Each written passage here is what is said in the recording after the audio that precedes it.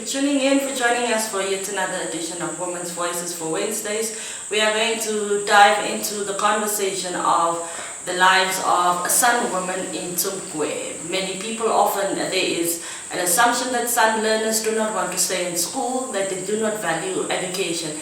We are speaking to a young San woman who finished school and human resources management graduate to explain to us what the impediments are, why San children do not stay in school, and what her plans for the future are for her peers. Thank you for joining us, Tertu.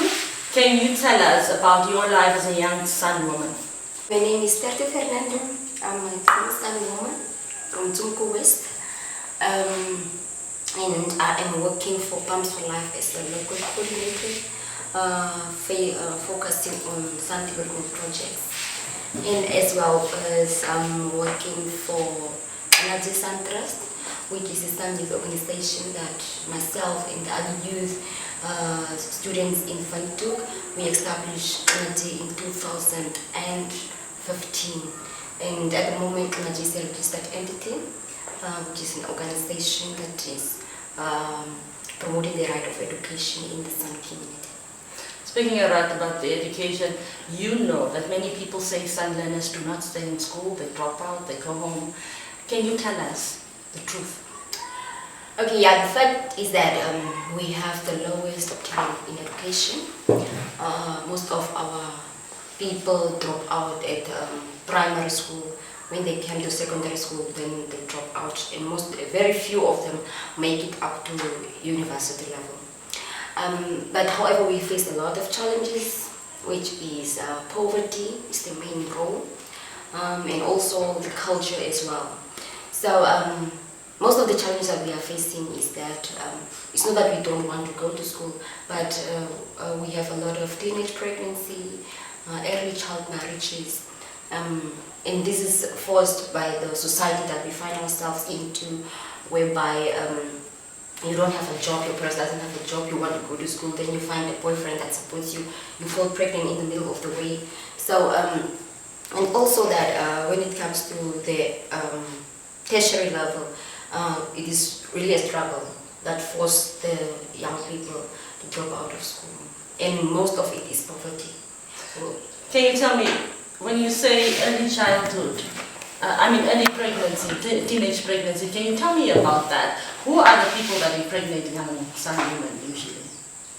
Actually, when it comes to the Tsumkwe community, most of them get married at the early age. And it's tradition, like most of it's causing by when they grow up already, they will get a boyfriend and then they stay at home.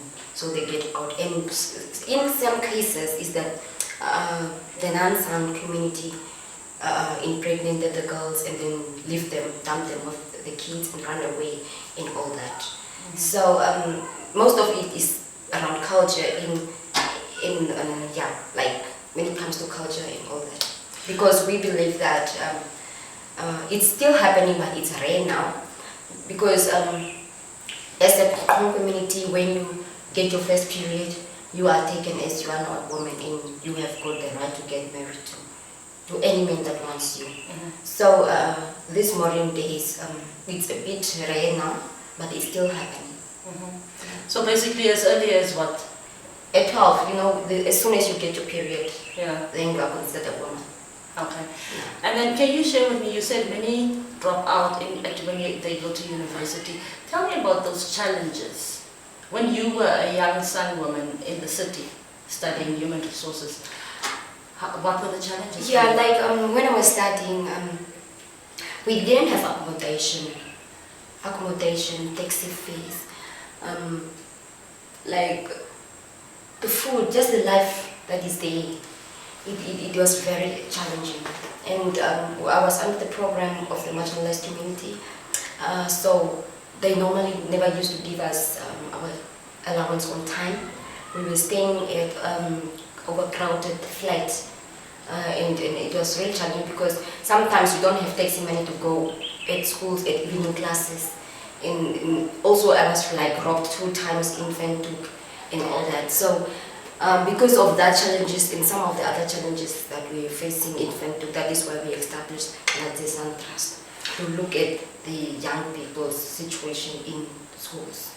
What do you think should government do to make life easier, or not really just easier, to just give equal access to opportunities for young San youth?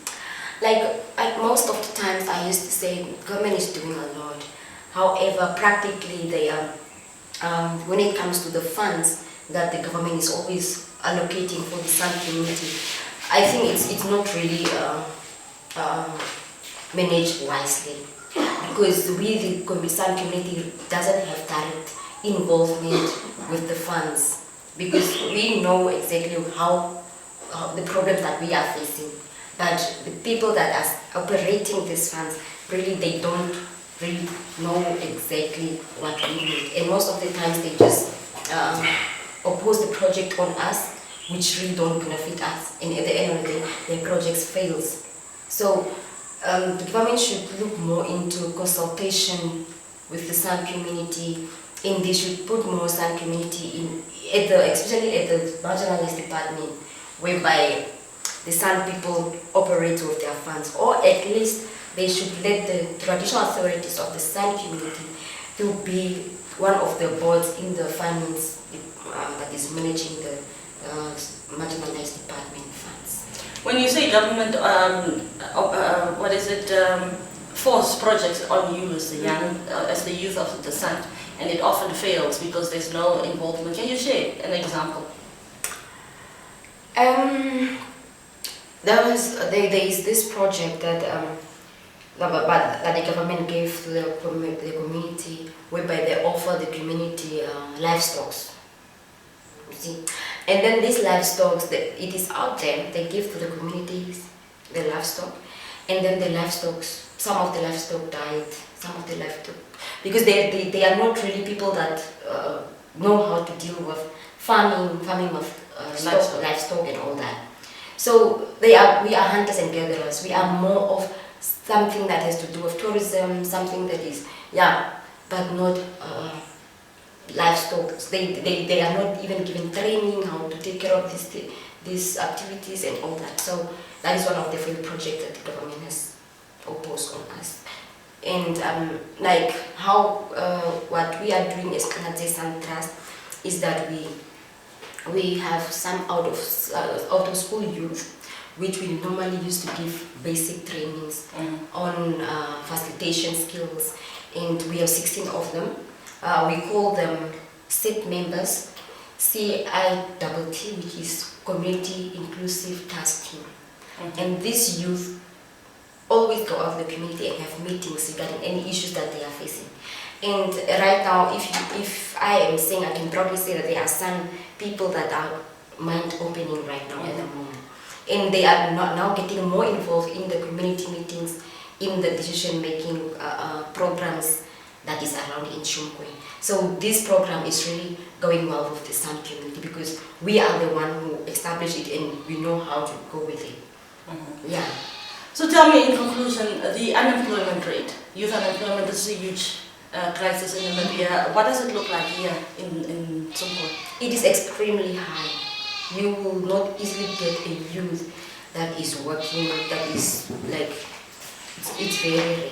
And it's high. Most of the time, people that are working in land ministry here in Tsumkwe itself, they are coming from outside. And even a cleaner position, people are being brought from other side. So it is a very, very big challenge in the community, in Tsumkwe community. I see alcoholism is a big problem here. Can you tell me about that? Yeah, alcohol is really breaking us down.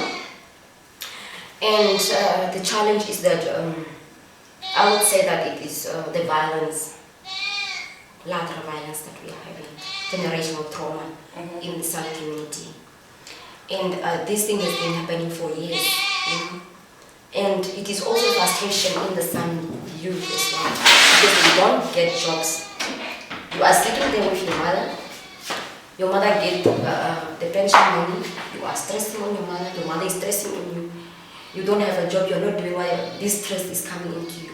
And as a son, woman of a person that's there, they will tell you, yeah, you are nothing, what? the only thing that you have to do is to go and drink and forget about some of the problems. Then you make more problems, which is falling pregnant again and getting a wrong person. So it is a generational trauma that is in the San community. And this thing we need to have healing process with ourselves. And most of the time we need to have, we don't have women's groups in Tsumkwe. And in Tsumkwe as well, there is too much tribalism. So people don't work together.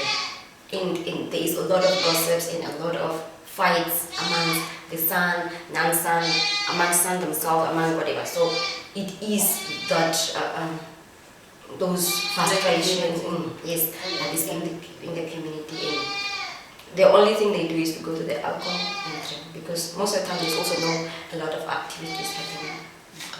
Thank you very much for sharing your story with us, Tertu. You're welcome. Now there you've heard it right from Tertu Fernando, who is a San woman from the Kong community here in Tsumkwe, talking about the need for healing from generational trauma that drives young people to alcoholism and onto the streets, the unemployment, the marginalization from government involvement. This is the story of the youth in Tsumkwe. Thank you for joining us.